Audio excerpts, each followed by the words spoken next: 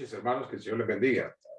Es un gusto estar con ustedes acá compartiendo la palabra del Señor.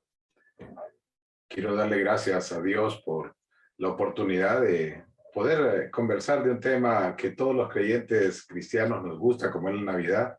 Y quiero agradecer a las autoridades de nuestra iglesia bíblica El Molino por haberme permitido poder compartir con ustedes la palabra de Dios.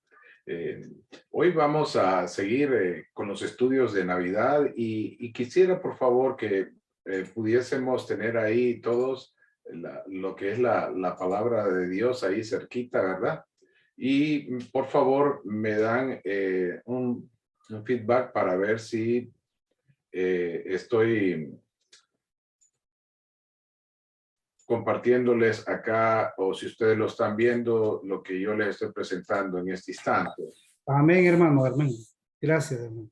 Muchas gracias, hermano Pablo. Muchas gracias. Bueno, he titulado lo que quiero compartir con ustedes hoy, la primera pareja en la natividad. Puse natividad porque ese viene de ahí, de idioma antiguo y que ha derivado en castellano de la Navidad, pero en realidad lo que quiere decir es nacimiento. Encontramos hoy varias propuestas, ¿no? Hemos visto inclusive ciertas situaciones con respecto a la Navidad, debe tener esto, no debe tener lo otro.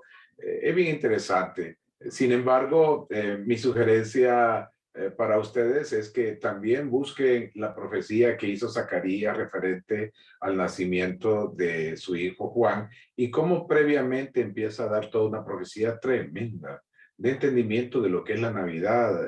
Muchas veces pasa desapercibido. No obstante, yo me puse a lo que es a realizar lo que vamos a compartirles de la palabra de Dios con respecto a qué dice la Biblia referente a la primera pareja en la natividad, ¿verdad? Lo que quiero dejarles a ustedes acá precisamente es que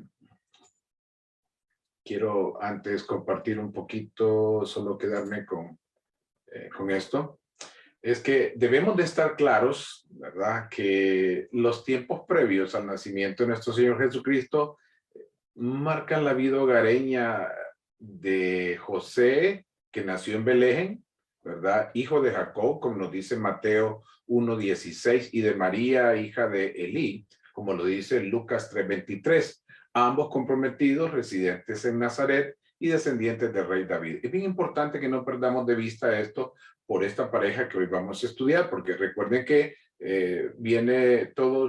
ambos vienen del árbol genealógico de David, ¿verdad? Hijo de David. Después viene una situación donde se separan los reinos y todos sabemos que hay una dispersión y que van hasta Babilonia, retornan y después vuelven todos a Jerusalén, todas estas familias. Pero es bien interesante la forma en que por la vía de los antepasados, vamos a llamar así, de María y los antepasados de José, empiezan tanto el libro de Mateo como el libro de Lucas, nos habla muy cercano a todo esto del nacimiento de Jesucristo. Es bien interesante cómo Mateo, que está dirigido el libro a los judíos, y Lucas, que es un libro dirigido a lo que son los gentiles, nosotros somos los gentiles, de Pablo, ¿no? Y hasta escribió el libro de Hechos, lo vemos ahí bien interesante, como un médico, entendido de varias cosas, hacen muchas situaciones en función de relatos y explica cosas. En el caso de Mateo, Mateo va bien directo diciéndole a los judíos, varones hermanos, ¿verdad? Hermanos, Jesucristo es el Mesías prometido que tenemos el pueblo de Israel. Pero es bien interesante que no perdamos de vista entonces de José, nacido en Belén, y de María, hija de Elí. El papá de José se llamaba Jacob, ahí lo encuentro. Interesante cuando se habla de los hermanos de Jesús, en el sentido de que había uno que se llamaba Jacob. ¿Por qué? Porque la costumbre de traer los nombres de parte de la línea sanguínea de ascendencia. Entonces, para comprender a una persona, no es cierto, ¿verdad? Que tenemos que conocer su contexto histórico, cultural, económico, social, podríamos decir, religioso y político en que estas personas vivieron. Y este es el caso de José y María, pues, en primer lugar, ellos son padres, nacidos de padres judíos. Pensemos en ellos como solteros antes de que pueda haber lo que es el compromiso, lo que es casarse y todo lo demás. Entonces estaban formados conforme a la religión judía, no a la cristiana, a la religión judía enseñada desde los tiempos de Moisés y siguiendo un montón de situaciones. Cuando uno empieza a ver el Pentateuco acerca de las situaciones de compromiso y de matrimonio, la relación de jóvenes y ese tipo de cosas, pues llegando al tiempo de María y José encontramos que han ido añadiéndose varias cosas por las costumbres, pero es algo muy importante. Aún así, tanto María como José fueron formados, ¿verdad?, en lo que es la religión judía, pero también fueron formados en el contexto social de su tiempo. En primer lugar, se les enseñaron a ellos cosas básicas que jamás deberían de olvidar, nunca. En primer lugar, que cada quien, los papás de cada uno de ellos, tanto de María como de José, les enseñaban que venían de la casa de David, que eran israelitas. Y si bien es cierto, estaban residiendo en Nazaret, pero eran como migrantes internos, y vamos a ver por qué es que realmente ellos son de Belén, ¿verdad? Y por qué es que están en Nazaret y después vuelven a Belén, salen para Egipto, de Egipto vuelven a Nazaret, obviamente el cumplimiento de la profecía porque iba a ser llamado nazareno. Pero también es importante que su pueblo natal, casa de pan, ¿cómo era? ¿Qué función había? ¿Qué tan bonito o qué tan serio era vivir en aquella época? Estamos hablando como de 25 años antes del primer siglo de nuestra era, o sea, 25 años más o menos del nacimiento de Jesucristo. ¿Cómo eran entonces vivían los jóvenes José y María en ese contexto? La idea central que quiero dejar con ustedes es que quien dice ser creyente cristiano debe de demostrarlo en los momentos de la verdad. Hermanos, a todos nos llega el momento de la verdad, ¿no es cierto? Y todo tiene que ver con dos aspectos, ¿verdad? Lo aprendido y puesto en acción de corazón, obviamente, ¿verdad? Podemos aprender, pero si el corazón no nos da para ponerlo, no va a servir de gran cosa. Pero cuando aprendemos lo que aprendemos en la palabra de Dios y nos ayuda a que estemos guiando, entonces, hermanos, podemos decir que la palabra de Dios la ponemos en práctica. Eso es acción de corazón. Y eso tiene que ver con los momentos de la verdad. Yo te llamo a ti la atención en esta hora, ¿verdad? En tiempos de Navidad, no sé cómo ha pasado en este año, el hermano oraba por la situación que se está viviendo en las familias, ¿verdad? Y qué bueno que podemos orar en forma general o cuando nos damos cuenta, pero qué bueno con que Dios lo sepa. Hablaba con mi esposa en la mañana de hoy, ¿verdad? Y le decía, no sé qué nos traiga el otro año, amor. La verdad es que no voy a pensar en ello, hay que prepararse, pero igual, con que Dios lo sepa nos basta. Qué lindo es saber que Dios siempre viene de visitar nuestro futuro. Así que si Él conoce nuestro futuro, hermanos, aprendamos a vivir confiadamente en Él. Quizás estés llorando, quizás estés sintiendo en este instante momento difícil, lo sé, todos pasamos por eso. Pero también tienes que recordar en este sentido, los hijos de Dios no estamos solos. Y hoy vamos a aprender la oportunidad tremenda de poder decir ciertamente que estamos en el Señor esperando, porque confiamos en Él. Entonces a todos nos llega el momento de la verdad. Y ese momento de la verdad, pues, lo experimentamos, creo que cada instante, ¿verdad? Con diferentes personas. Quiero dejar con ustedes los versículos centrales de los cuales vamos a hablar. Y obviamente, como estamos hablando de la pareja, pues, de José y María, pues hay dos versículos muy interesantes que a criterio acá hemos puesto para este estudio. En primer lugar, San Mateo 1, 24, 25 dice, y despertando José del sueño, hizo como el ángel del Señor le había mandado y recibió a su mujer, pero no la conoció hasta que dio a luz a su hijo primogénito y le puso por nombre Jesús.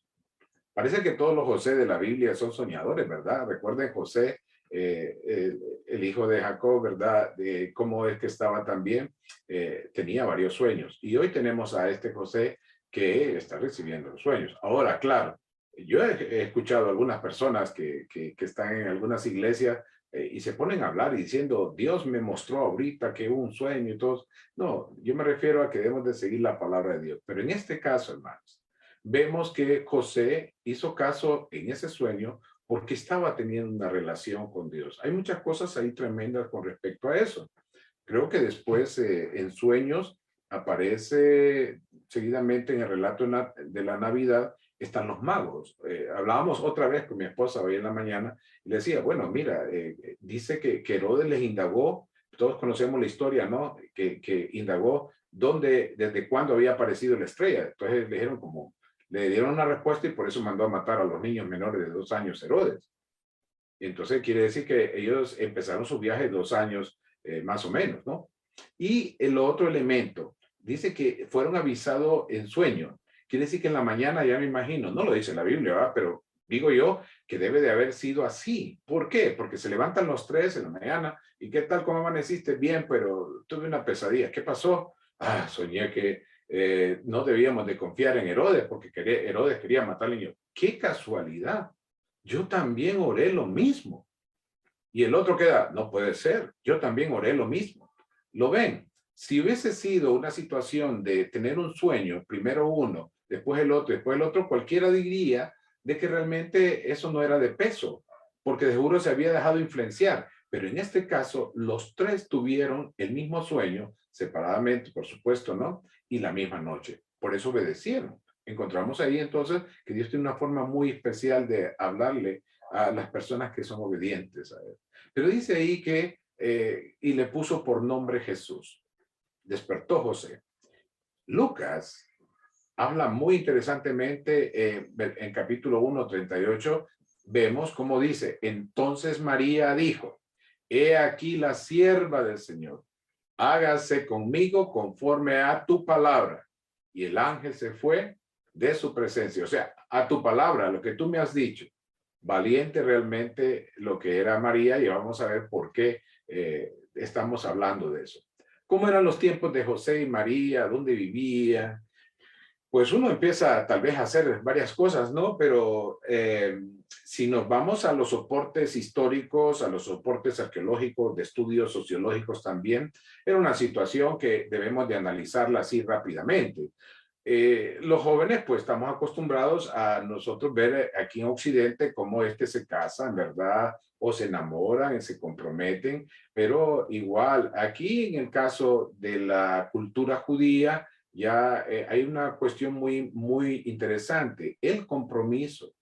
El compromiso es algo muy importante dentro de la cultura judía y generalmente se hace desde ahí desposorio que le llaman, ¿verdad? Sin ser el tratamiento muy parecido al matrimonio, pero sin el acto sexual y tiene que esperarse hasta que se hace la boda y por eso ustedes escuchan cuando Jesús narra aquella preciosa parábola de que viene el novio, ¿verdad? Que había que esperar.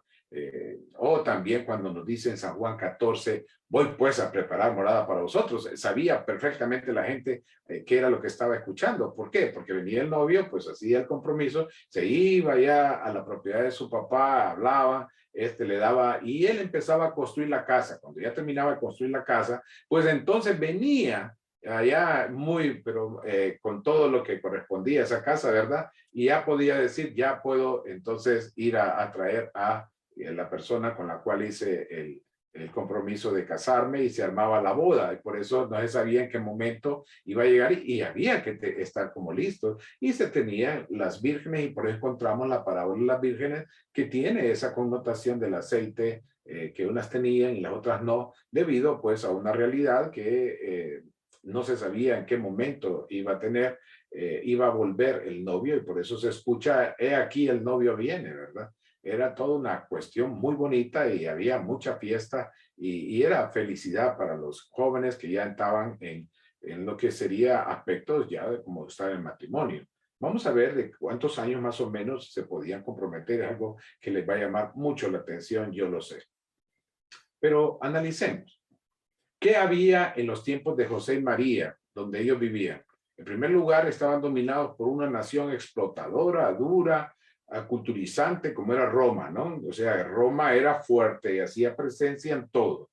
Y es más, la gente decía, ¿de qué otra forma los dominamos? ¿De qué otra forma podemos estar? Bueno, ellos tienen dioses, bueno, deben de adorarnos, nosotros también ponían, usted miraba ahí los césares o emperadores, haciendo esculturas y ordenando a la gente que tenía que dar culto, ¿verdad? Por ejemplo, o el nombre Cesarea, o sea, lugar de los Césares. Nosotros vemos entonces que en el tiempo de José y María había una bota militar sumamente fuerte, fuerte, fuerte, y también podíamos ver que donde ellos estaban, precisamente en Nazaret, recuerden que el ángel fue enviado a Nazaret, compromiso atrás de que se iban a casar ya plenamente y todo lo que ustedes conocemos en la historia de Navidad. Pero en esa zona de Nazaret, ciertamente era una zona muy especial, era una zona residencial de extranjeros, el clima era muy bueno, caía buena lluvia, muy verde todo, ¿verdad? Era un punto clave de rutas comerciales que venían de Egipto, que iban para Persia o Siria, al Mediterráneo, en fin, eso era un lugar, como decir Nueva York, donde todos los barcos van a dejar algo de la producción del mundo a Estados Unidos y viceversa. Pero también era un tiempo realmente triste. Había una dirigencia religiosa decadente y politizada. Algo parecido a lo que estamos viviendo ahora, ¿no? Qué triste es estar viendo la iglesia evangélica metida en cuestiones políticas y ya ahorita creo las elecciones fueron, uno escuchaba profetas hablando de que este iba a quedar, después otro profeta por otro lado le salía diciendo que esto y lo otro y vemos farsantes, ¿no? Qué terrible realmente. Pero había una dirigencia religiosa decadente, ¿verdad? Y cuando vemos por el otro lado el pariente ahí que tenía político, vamos a llamarle así, en función de lo que es María con Elizabeth casada con Zacarías, pues había mucho tiempo que Dios no hablaba en el templo y cuando Zacarías entró, ¿no?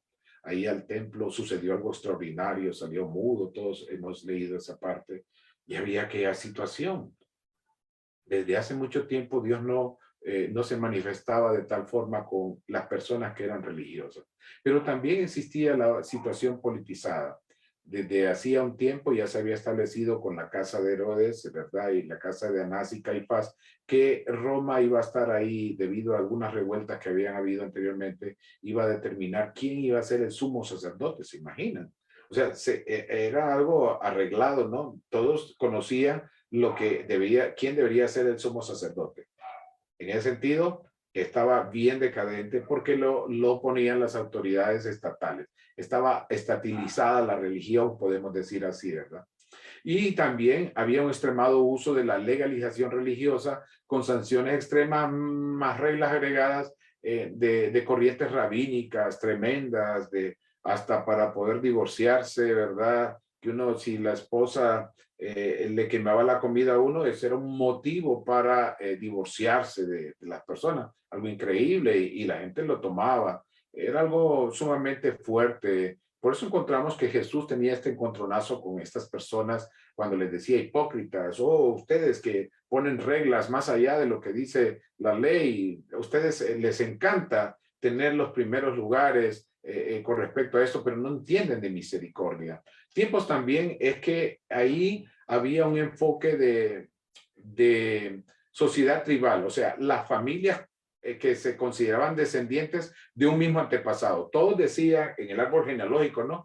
Yo estaba viendo, le pregunté solo hoy a una persona del Registro Nacional de las Personas, yo le dije, ¿me puede por favor ayudar a armar mi árbol genealógico? Entonces me dijo, no, no tenemos datos, usted es una persona ya de edad y solo tenemos datos desde 2005 para adelante, sí se puede armar. Ah, no, eso no me sirve.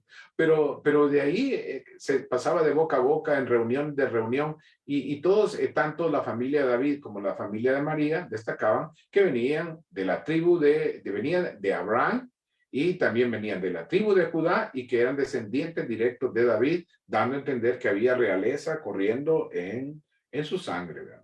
Y las familias israelitas eran patriarcales, ¿verdad? No eran matriarcales como las otras cananeas y fraternales tampoco, ¿no? O fraternales que le llaman, donde el hermano mayor ejerce fuerza. Todos recordamos ahí como Labán, que era el hermano mayor, ahí cuando llegó Jacob, pues hacen la negociación de boda para poder llevar esposa para Isaac, ¿verdad? Pero también encontramos que había ahí, el papá, por ejemplo, de Samuel, se nos habla de que había esta persona tenía dos esposas, ¿no? Y todos recordamos a Ana, que era una de ellas. Lo que pasa es que había una costumbre que cuando una mujer no podía tener hijos, entonces sí se podía tener otra esposa para tener descendencia. ¿Por qué? Porque la descendencia era un superior asunto familiar y social. Tremendo realmente, ¿verdad? Si usted empezara a ver, traigo yo a un chico de la misma edad, de este siglo XXI, acá en Honduras, va a decir, uy, esta sociedad es retrógrada porque no deja ninguna libertad. Pero esa era la forma en que,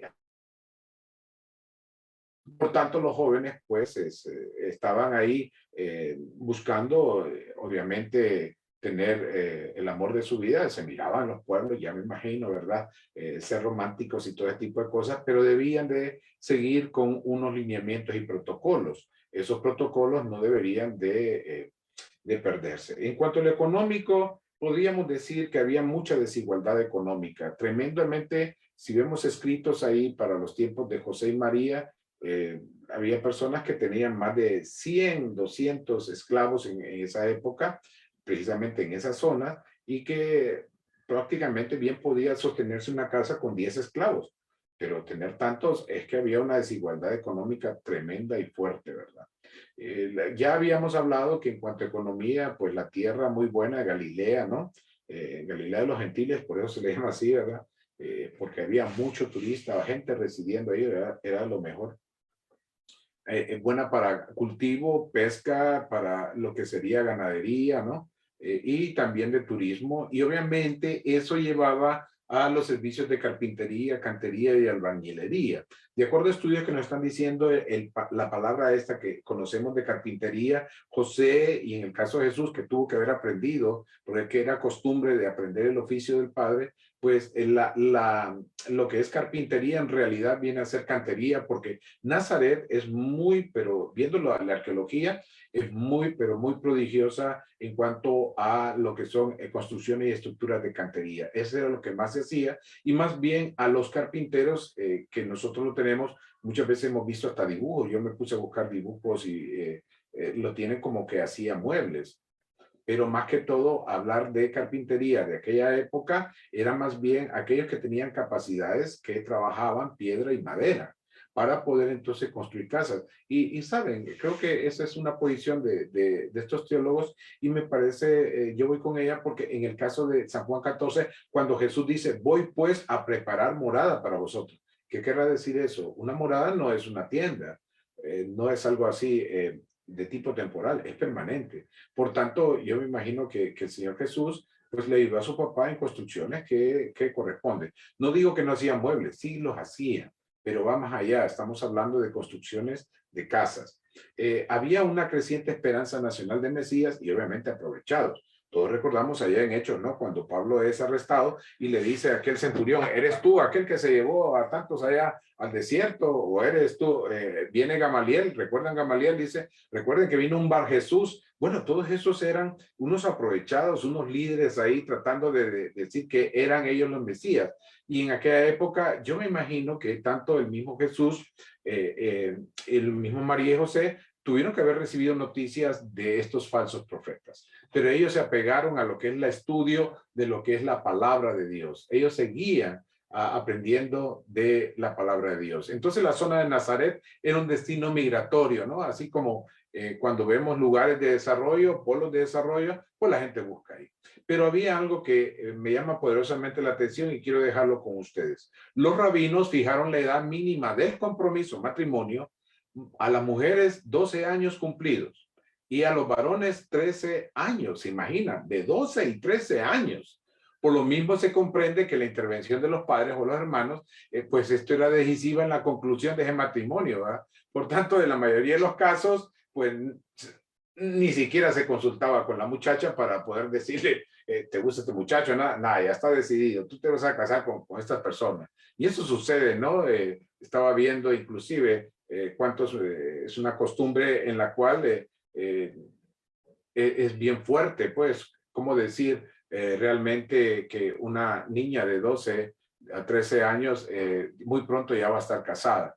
pero había que esperar un tiempo acerca de ello. Y también con frecuencia no se le consultaba tampoco al varón. Como ven, este era un asunto de familia, ¿no? Ahí arriba. Pero en el sentido de José y María, pues tuvieron que haber pasado por lo mismo. Esa era la costumbre y no se miraba mal ni bueno, era parte de la vida que correspondía. Pero una vez logrado eso, entonces teníamos un acuerdo de castidad y de virginidad hasta casarse. Eso es muy importante, no perderlo de vista. ¿Por qué? Porque entonces las parejas pues se casaban, lograban, empezaban a tener descendencia y no debemos de perder de vista de eso. Si vemos entonces con todo eso, miremos algo que antes de entrar ya fuerte, sería que María, esposa y madre de Jesús, podemos tener tres características interesantes de ella. Hay palabras de María, esposa de José, María, esposa de José, dije, y madre de Jesús. Hay palabras de María, esposa de José, es muy mencionada en su papel de madre en el Nuevo Testamento. Sí las hay también, muy mencionada. Y también su última mención es en el libro de Hechos 1:14, porque estaba perseverando con los apóstoles en la oración comunitaria en el aposento alto. Ahora miremos, ¿qué características bíblicas tenía María, la esposa de José? En primer lugar, su misión a pesar de las consecuencias. San Lucas 1:38 dice, como verán, entonces la exposición bíblica que vamos a tener es hacer lo que la iglesia primitiva hacía, dar lectura de la escritura. Y veamos lo que dice acá, San Lucas 1:38. Entonces María dijo, he aquí la sierva del Señor, hágase conmigo conforme a tu palabra. Y el ángel se fue de su presencia. Traducido eso al lenguaje actual, podríamos decir así, María respondió, yo soy la esclava del Señor. Que suceda todo tal como me lo has dicho. Y el ángel se fue. Miren qué aventada era. Sumisa María, porque sabía las consecuencias. Recuerden que acerca de que iba a quedar embarazada. Y todos sabemos cuando ella dice, ¿cómo será esto que no conozco varón? Por eso es importante la educación sexual en los centros educativos, pero más en la familia. O sea, María ya había sido, este tema ya lo conocía. Pero debe enseñarse bien, no como se quiere enseñar mal en función de dar apertura a lo que es el pecado. O sea, la enseñanza sexual, ¿verdad? Es algo que debe de hacerse en todos los países, pero más que todo en el hogar, ¿verdad? Y debe de confirmarse en cuanto a lo que son los centros educativos. Porque aquí lo vemos, una María jovencita hablando y diciendo, ¿cómo será esto? Pues no conozco varón, entendiéndose la palabra conozco como aquella situación de precisamente de relaciones sexuales. Pero aquí lo que quiero dejar con ustedes, hermanos y hermanas, es que ellas aceptó a pesar de las consecuencias. Podría ser muerte, ¿no?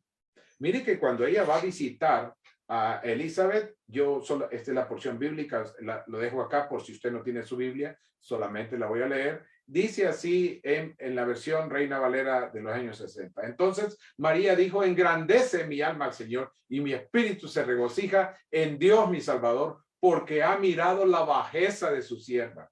Pues he aquí, desde ahora me dirán bienaventurada todas las generaciones, porque me ha hecho grandes cosas el poderoso. Santo es su nombre y su misericordia es de generación en generación a los que le temen. Hizo proezas con su brazo, esparció a los soberbios en el pensamiento de sus corazones, quitó de los tronos a los poderosos y exaltó a los humildes, a los hambrientos, colmó de bienes y a los ricos envió vacíos, dice. Socorrió a Israel, su siervo, acordándose de la misericordia que le habló a nuestros padres para con Abraham y su descendencia para siempre. Tremendo, y por eso se llama el Magnificat, o sea, la alabanza que hace María. Y esto tiene que ver con mucho, hermano, de que María estaba entendida la palabra. ¿Dónde encuentro ciertas frases que están aquí? En el cántico que hace Débora, exaltando precisamente a Jael, la mujer valiente que mató ahí a Císara. Recordemos que le dio allá en aquel momento un vaso de leche y lo durmió, y después ella con mucho valor libró a Israel, cumpliéndose la palabra, ¿no? De que Israel no iba a ser liberado por un hombre, sino por una mujer. Porque ella dice, y será llamada precisamente con esto de bienaventurada entre el pueblo de Israel. Miren qué tremendo esto, ¿verdad? Esta profecía o este cántico como que no gusta mucho a la gente que pierde poder, ¿no? Imagina que ahí dice, quitó de los tronos a los poderosos y exaltó a los humildes. ¿Qué tal si lo vemos un poquito más allá aterrizado en la traducción del lenguaje actual? Entonces María respondió, le doy gracias a Dios con todo mi corazón y estoy alegre porque Él es mi Salvador. Dios tiene especial cuidado de mí, dice, que soy su humilde esclava. Desde ahora todos me van a decir, María, Dios te ha bendecido. El Dios poderoso ha hecho grandes cosas conmigo. Su nombre es santo. Él nunca deja de amar a todos los que le adoran. Dios actúa con poder y hace huir a los orgullosos. Quita a los poderosos de sus tronos y da poder a los pobres. Da cosas buenas a los hambrientos, pero despide a los ricos con las manos vacías. Ayuda a los israelitas, sus servidores, y nunca deja de ser bondadoso con ellos. Así lo prometió a nuestros antepasados, a Abraham y a sus descendientes para siempre. Una mujer de fe, una mujer de piedad, una mujer entendida y expuesta a la palabra del Señor. Qué bueno es que podamos en el momento de la verdad decir esto, y todos recordamos por qué lo digo. Bueno, ella está embarazada, tiene su tiempo ahí de avance, pero más avanzada estaba Elizabeth, que tenía a Juan, que iba a abrir camino, y cuando recibe el saludo entre parientes, no sé si se abrazaron, se besaron y todo lo demás, pero sucedió algo tremendo. El niño empezó a moverse adentro de Elizabeth, ¿verdad? Y ella supo que era el Espíritu Santo. Y entonces, por eso es que le dice Elizabeth realmente a lo que es a María esa frase tan especial. Pero sabe, miren, María no se queda con esa alabanza, más bien la deposita a los pies del Señor. ¿Cómo somos nosotros cuando tenemos esta situación de ser piadosos? ¿A quién le damos la gloria? Ella tenía disponibilidad espiritual. Lucas 2:51 lo exalta cuando Jesús ahí se perdió y se sujeta a ellos, pero dice, y descendió con ellos y volvió a Nazaret, y estando sujeto a ellos, y su madre guardaba todas estas cosas en su corazón. Recordábamos, ¿no? Ahí lo llevaban, ahí en Jerusalén, el niño se quedó en el templo, ¿verdad? Contestando las preguntas, ellos regresan, tanto José como María, ahí lo encuentran y todo, hay un reclamo de padres ahí, pero les dice, estoy en los negocios de mi padre, ¿verdad? Y ahí María, yo creo que ahí recordemos todo lo que le había dicho el ángel. Y que recuerde también cuando el niño fue presentado, porque Ana y Simeón en el templo empezaron a profetizar acerca de ese niño. Y entonces, si lo vemos en traducción, en lenguaje actual, entonces Jesús volvió con sus padres a Nazaret y los obedecía en todo. Pero dice que María, su madre, pensaba mucho en todo lo que había pasado. O sea que guardaba. Cuando yo miro guardaba, es una palabra que usan las personas que van en barcos, ¿verdad? Guardan las estrellas, dice, o sea, van guiándose acerca de ella. Sigamos ahí avanzando. Dice que tenía una confianza maternal. Juan 2:3-5 dice, y faltando el vino, la madre de Jesús le dijo, no tienen vino. Jesús le dijo, no, ¿qué tienes conmigo, mujer? Aún no ha venido mi hora. Su madre dijo a los que servían, haced todo lo que os dijere. En traducción así, el lenguaje actual dice, durante la fiesta de boda se acabó el vino. Entonces María le dijo a Jesús, ya no tienen vino. Jesús le respondió, madre, eso no es asunto nuestro. Aún no ha llegado el momento de que yo les diga quién soy. Entonces María les dijo a los sirvientes, hagan todo lo que Jesús les diga. Es una enseñanza para nosotros. Pero también quiero hablar un poquito aquí cerquita. Bueno, es que las bodas realmente duraban entre algunas, bueno, no son como ahora, ¿no? Que duran unas horas. Yo recuerdo cuando me casé, pues 2 iglesias asistieron, fue algo tremendo, ¿no? Y gracias a Dios, Dios proveyó para que pudiésemos las 2 iglesias estar ahí. Mi esposa asistía a una iglesia y yo a otra. Pero gracias a Dios logramos hacerlo. Pero bueno que solo duramos, ¿qué? Unas 5 horas de fiesta. Pero las fiestas en estos tiempos duraban de 3, 2, dependiendo de la capacidad, 7 y hasta 14 días. Entonces no es raro que se haya acabado el vino, ¿verdad? No es raro.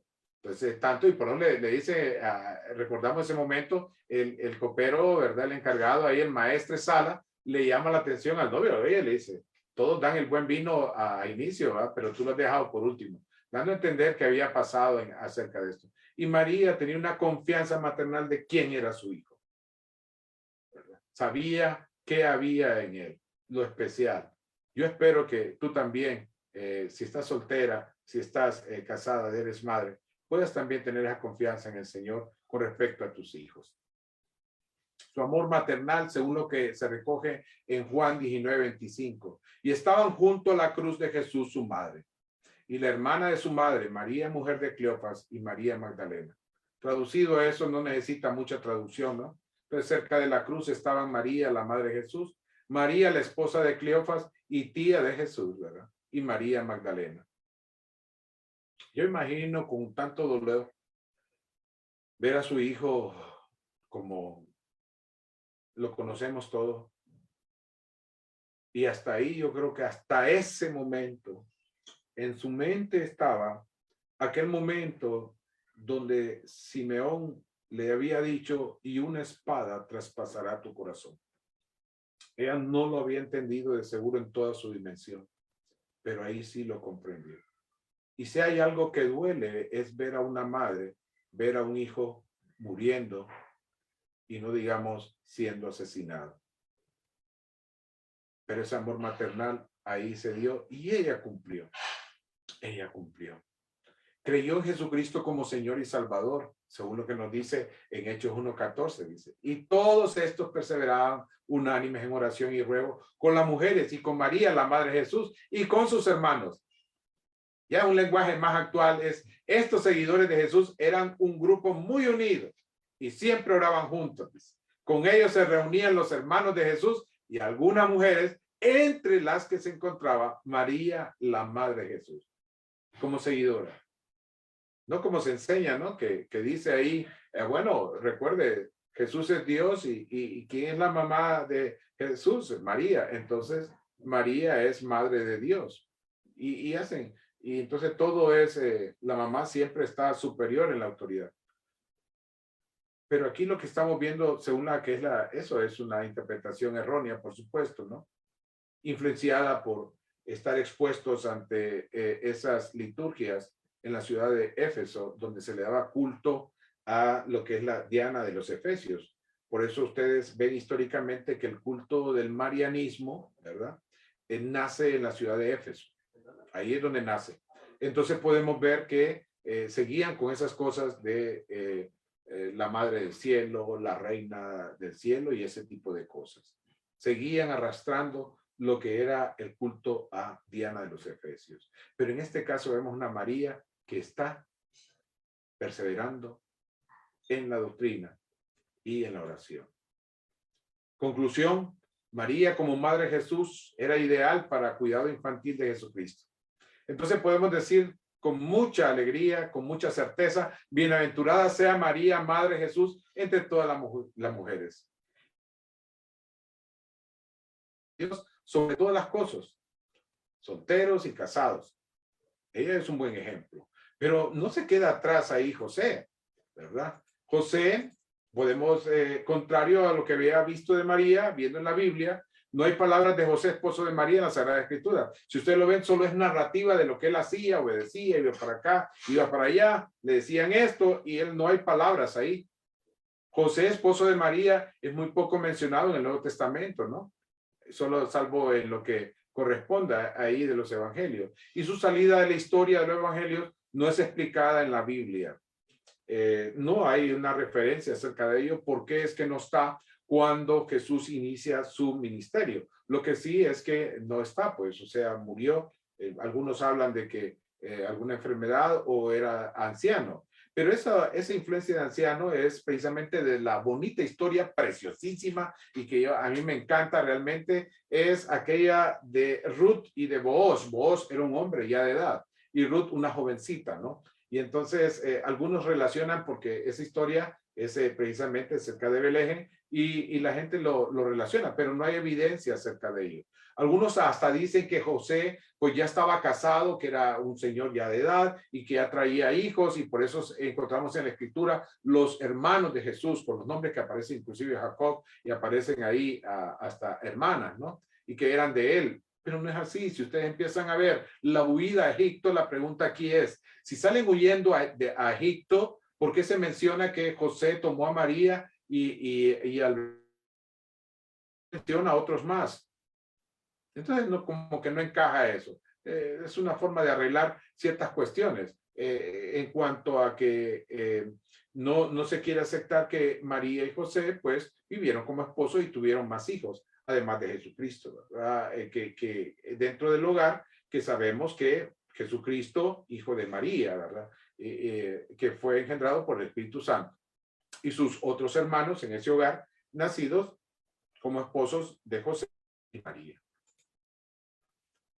Veamos qué características bíblicas tenía José, esposo de María. Bueno, tenía caridad. Dice en Mateo 1, 18, 19, el nacimiento de Jesucristo fue así. Estando desposada María, su madre, con José, antes que se juntasen, se halló que había concebido del Espíritu Santo. José, su marido, como era justo y no quería infamarla, quiso dejarla secretamente. Bueno, y en lenguaje actual, ¿qué quiere decir todo esto? Tremendo, ¿no? Está desposado, se había hecho el pacto de que había que quedar ella virgen y que no debía tener a aceptar nada de moscas alrededor, ¿no? Así como mejor un hermano pastor presentó a una jovencita y a un jovencito comprometidos ahí, se presentan ante los padres, todo estuvo muy bonito, los presenta a la iglesia y le dijo a los jóvenes, estos hermanitos se han comprometido, aléjense todos los que quieran ahí de andar como moscas, ¿no? Y eso es cierto, ¿verdad? Qué bonito es que esa pareja ya queda hasta en su momento de que haya la boda. Porque hay algunos que saben de que esas personas están ahí comprometidas y hay veces que andan ahí queriendo hacer cosas que no. Pero aquí lo importante es que dice que quiso dejarla secretamente. Si la dejaba secretamente era por una cuestión de que él iba a asumir esa responsabilidad que nos habla en el Pentateuco cuando una mujer perdía la virginidad o era violada, entonces tenía que asumirse unas cuestiones ahí. Él está utilizando esa parte de la ley, que en esa traducción dice, pero antes de que vivieran juntos, se supo que ella estaba embarazada. Tremenda noticia.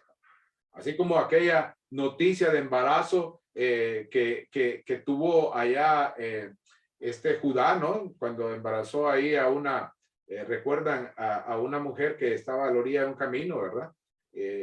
O cuando David le dijeron, ciertamente está embarazada, esas noticias van rápido, pero a José le llegó.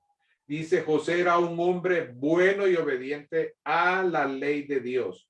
Como no quería acusar a María delante de todo el pueblo, implicaba matarla, apedrearla, hacer cosas terribles. Decidió romper en secreto el compromiso para asumir que realmente la gente dijera, miren cómo él no se aguantó y quedó embarazada, embarazó a María y ahora la dejó. Tremendo realmente cómo era este varón. Que es cosa muy diferente a lo de ahora, ¿no? Donde en Honduras tenemos altos índices de uniones libres y por eso tenemos tantas personas que realmente no están entendiendo lo que es la base de lo que es la familia, el esposo, la esposa, la presencia del padre y la madre, esa responsabilidad construida en amor. Era un hombre de fe. Mateo 1, 24, 25 nos lo está diciendo. Despertando José del sueño, hizo como el ángel del Señor le había mandado y recibió a su mujer, pero no la conoció hasta que dio a luz a su primogénito y le puso por nombre Jesús. Cuando José despertó, obedeció al ángel de Dios y se casó con María, pero no durmieron juntos como esposos antes de que naciera el niño. Y cuando éste nació, José le puso por nombre Jesús. O sea, no le puso José, no le puso Jacob como su papá. ¿De dónde vino el nombre? Del cielo. Se le dijo que debía de llamarse al niño Jesús. Eso está diciendo que era un hombre de fe. Era un hombre que comprendía su deber cívico también. Lucas 2, del 1 al 5, aconteció en aquellos días que se promulgó un edicto de Augusto César, que todo el mundo fuese empadronado. Este primer censo se hizo siendo Cirenio gobernador de Siria, e iban todos para ser empadronados cada uno en su ciudad. Y José subió de Galilea, de la ciudad de Nazaret, a Judea, a la ciudad de David, que se llamaba Belén. ¿Cuántos kilómetros habían? 115 kilómetros, hermanos. 10 kilómetros antes de llegar a Ciguatepeque, si uno empieza a salir de Tegucigalpa, pero no corramos tan rápido con esas pistas. Recuerden que aquí los pliegos de independencia llegaron 14 días después de tantos esos caminos. Entonces, no creo yo que 115 kilómetros sea la que podamos comprender todavía, pueden ser días de camino, ¿no? Por cuanto era de la casa y la familia de David para ser empadronado ya con María, su mujer, y desposada con él, la cual estaba encinta. O sea, darle nombre, darle ascendencia a Jesucristo. ¿Se imaginan si no hubiera logrado eso? Jesús nunca pudo, si hubiera habido problemas de identificar eso, Jesús nunca hubiera podido entrar a la sinagoga, mucho menos al templo. Era prohibido. Pero aquí José está iniciando darle la cobertura del apellido. Qué amor para María, pero también qué amor para entender que lo que estaba haciendo era lo correcto. Dice que era obediente y cuidaba a su familia, Mateo 2:14. Y él despertando, tomó de noche al niño y a su madre y se fue a Egipto. Entonces esa noche José escapó a Egipto con María y con el niño. ¿Sabe cuántos kilómetros son ahí? Ya son 810 kilómetros, 8 veces la distancia. Bueno, para llegar de Belén a Egipto eran 3 rutas. Había una de 810 kilómetros, otros de 1000 y pico, en fin.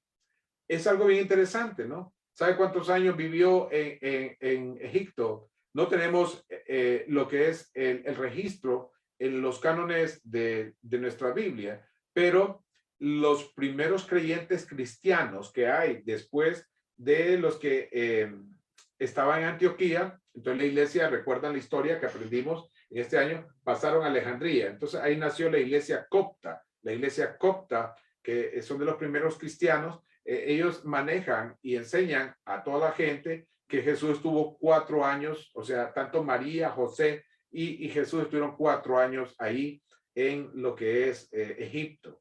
Y si lo vemos con lo otro, si lo unimos, ¿cuánto tiempo estuvo Jesús viviendo ahí en Belén? Pues 2 años, ¿no? Porque recuerden lo que había sucedido en función de el tiempo de la estrella. Prácticamente de 6 años volvió después otra vez, hablado en sueños, ¿no? Que a regresar a Nazaret, porque así le había dicho el ángel. Pero siempre cuidaba de la familia, José. O sea, no sé, es algo tremendo cada vez que conozco hogares que han adoptado niños y que deciden dar el apellido por cuestiones que no pueden tener bebés, o personas que se casan con personas viudas y ahí le dan a cobertura. Qué tremendo es eso, hermano. Igual nos pasa a nosotros también cuando somos aceptados como dentro de la familia del Señor. Somos adoptados, recuerda. Y José le dio que corresponde como esposo, como padre, ¿verdad? Ya imagino qué cariñoso era José. Yo a él me lo imagino ahí chineando, jugando y bailando ahí con Jesús. Es que Jesús sentía, pues, él se hizo hombre, por tanto experimentó el amor paterno carnal y el amor materno carnal, ¿no? Claro que él como Dios, Dios es amor, dice, pero lo logró ser, él es experimentado y que en todo, fue hecho de todo para que nosotros entendiésemos lo que era su misión, pero sin experimentar pecado. Gloria al Señor por su nombre. Pero podemos ver esa parte, hermano. Así que padres, acércase a su hijo. Ámenlos, abrácenlos, bésenlos. Lo requieren bastante. Ellos lo necesitan. Él también tenía una fidelidad al deber religioso. Lucas 2:40-41. Y el niño crecía y se fortalecía y se llenaba de sabiduría. Y la gracia de Dios era sobre él. E iban sus padres todos los años a Jerusalén en la fiesta de la Pascua. Bueno, aquí yo llamo la atención. Hay hermanos que visitan una vez al año los templos, ¿verdad? Claro, nosotros ahorita porque llevamos dos años con pandemia, pero hay personas que tienen por costumbre eso, ¿verdad? ¡Ya! Por eso dije, la palabra del Señor dice, no dejando congregarnos como algunos tienen por costumbre, ¿verdad? Entonces, que yo ansío volvernos otra vez y qué bueno que lo estamos haciendo en estos medios también, que si traemos a una persona de 2000 años diría que esto es magia. Inmediatamente quedaría hasta maravillado. Pero qué bueno que nosotros podemos tener esto, dice. E iban sus padres todos los años a Jerusalén. El niño crecía, en traducción del lenguaje actual, y el niño Jesús crecía en estatura y con poder espiritual, estaba lleno de sabiduría. Dios estaba muy contento con él. José y María iban todos los años a la ciudad de Jerusalén, porque eran judíos, tenían que ir a la Pascua, a recibir la Pascua allá. Y por eso era para celebrar la fiesta de la Pascua. Algo tremendo, o sea, José no dejó de hacer esto. Yo le digo a todos ustedes, padres, somos sacerdotes de nuestras familias, tenemos que mantenernos.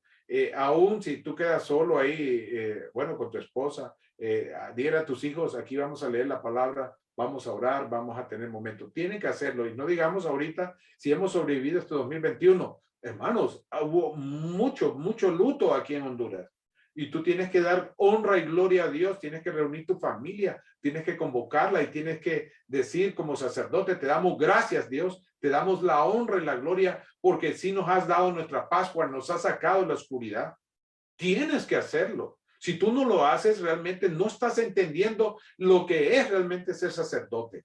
Y ustedes tienen que ser sacerdotes de su propia familia. Mira el caso acá. En conclusión, José, esposo de María, era el padrastro ideal para el cuidado infantil y adolescente de Jesucristo. Y entonces José, esta ceremonia igual que Jesús, con la ceremonia del bar mitzvah, que ahí se llama, es la persona de 12, 13 años. Recuerda que le había dicho de 12, 13 años. Bueno, ¿y cuándo es el momento de iniciación de que ya podemos decir que un varón es de 12 a 13 años, ya podemos verlo con responsabilidades? Bueno, es cuando en ese año se adquieren los derechos y responsabilidades de un adulto, ¿no? Desde ese momento es responsable por el seguimiento de los mandamientos de la Torah, ¿verdad?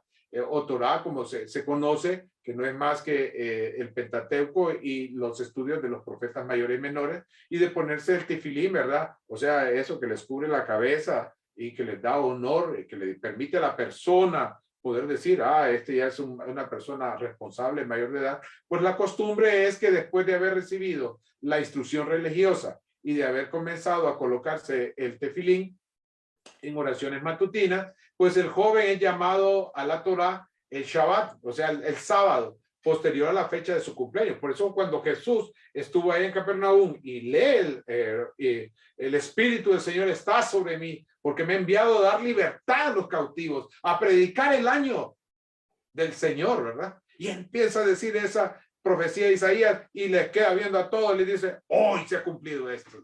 Y aquellas personas, claro, ¿por qué hizo eso? Porque él ya lo había practicado de esos 12, 13 años. Por eso, cuando vemos que va allá al templo, en ese momento muchos tratadistas dicen que Jesús hizo su bar mitzvah. O sea que le hicieron las preguntas de instrucción y él contestó todo. Por tanto, ya de 12, 13 años, él podía pasar al frente de la congregación y llevar su tefilín y leer la Torah o el Antiguo Testamento.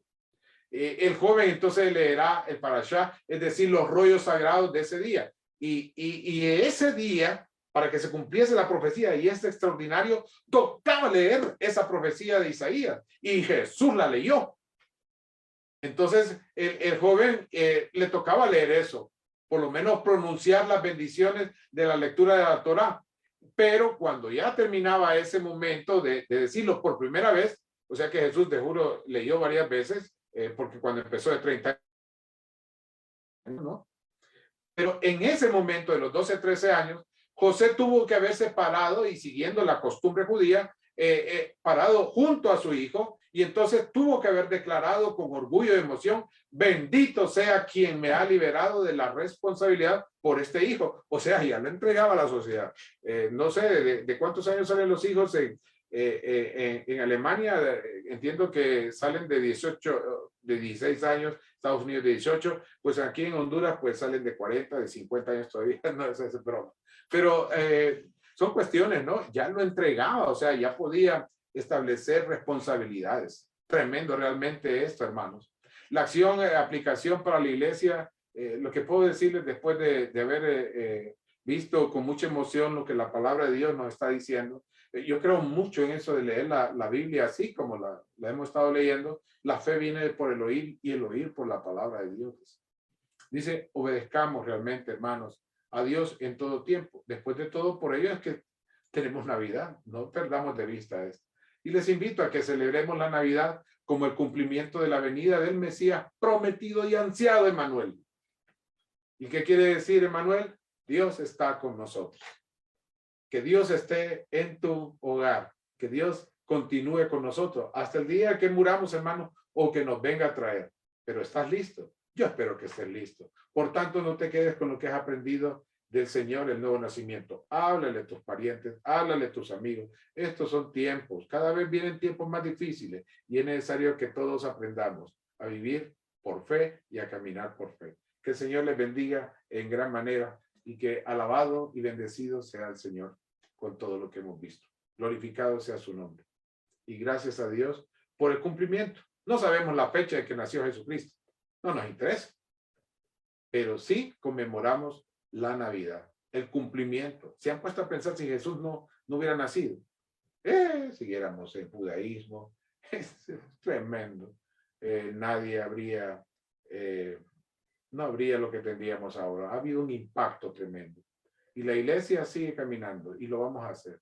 Bendito sea nuestro Señor Jesucristo. Vino en el tiempo que correspondía, pero viene algo tremendo. Lo que decía en su oración mi hermano Daniel.